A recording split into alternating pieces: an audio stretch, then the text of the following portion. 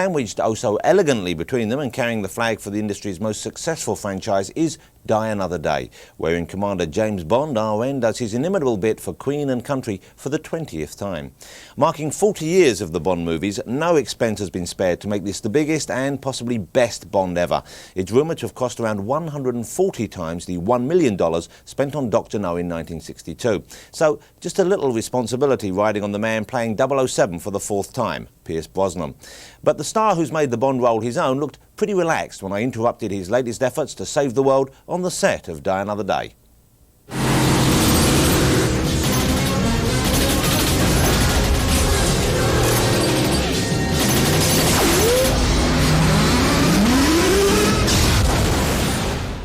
Piers, you're looking great, if I may say. You know what I think? I think you've grown into Bond.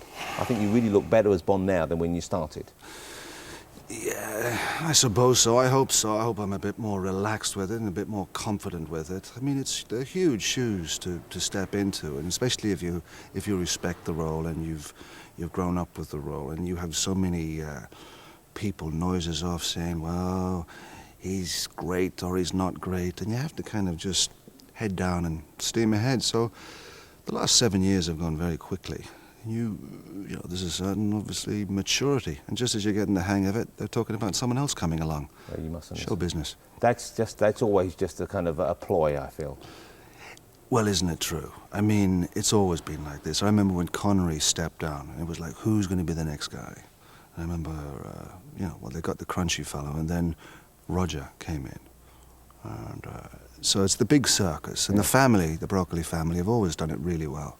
Has the way you play it now, I mean, has that changed much? Do you approach the character of Bond differently now? It's easier. This one's been a joy to do, and yet this one has been the hardest because it's the anniversary, and the standards have been set high by the last 3 films that we've done, and the competition is fierce out there, yeah, with the Harry Potters and Lord of the Rings. So everyone is pushed to the max on this show. I believe this being the 40th anniversary of Bond on screen, there will be several references, I believe, in the film to earlier Bond movies. Is there any truth in the rumour that you'll be coming out of the sea in a white bikini? No, mate. No, sorry. So, this is where they keep the old relics, then, eh? I'll have you know, this is where our most cutting-edge technology is developed. Point taking. Must you touch everything? Does this still work?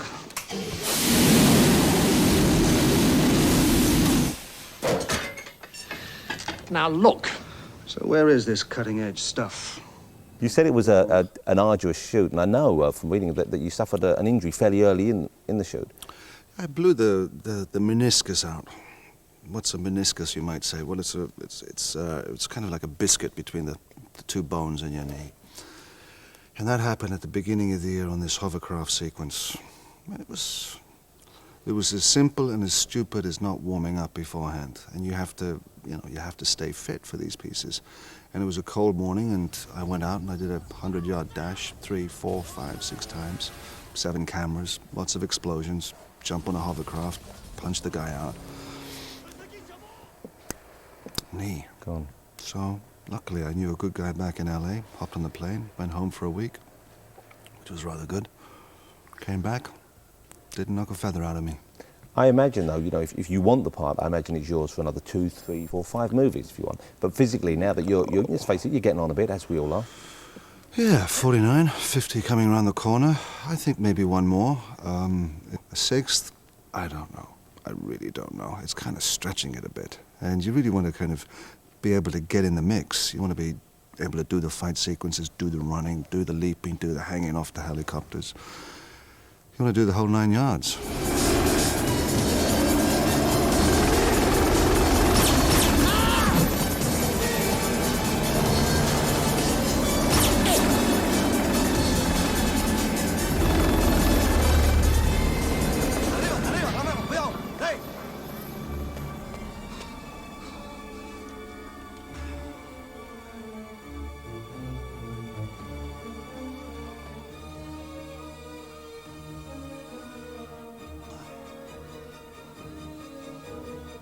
I imagine one of the incentives in luring you back would be, for example, Halle Berry. I mean, having Halle on the cast after her Oscar win as well, which gives it a certain cachet, but one of the world's most attractive women. She is gorgeous. She does not disappoint. I've never seen so many men standing around a camera watching her come out of the surf. I think all of Spain was there watching her come out of the surf.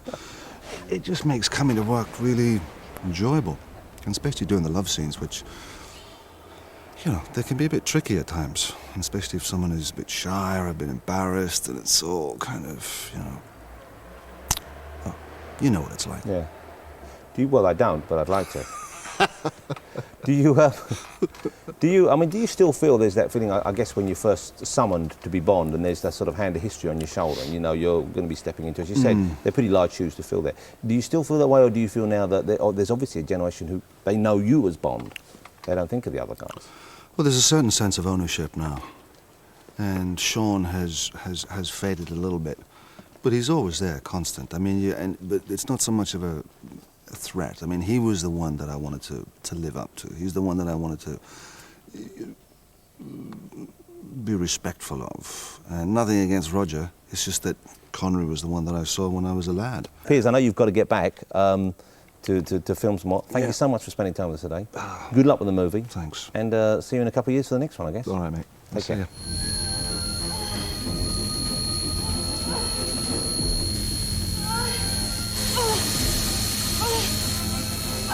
Jinx? Oh, James!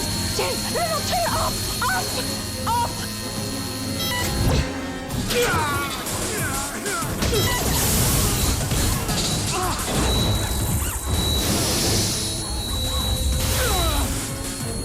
James! Could use a little help here?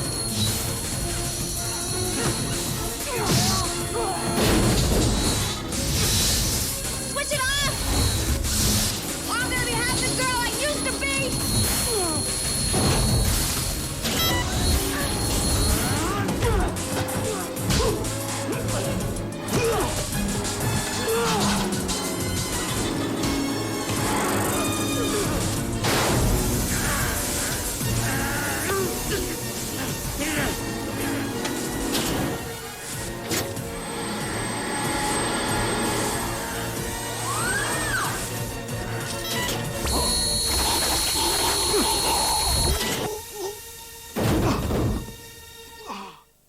Bit of a 40th anniversary nod to Goldfinger there, which will no doubt strike a particular chord with those of you who shared my adolescent yearning for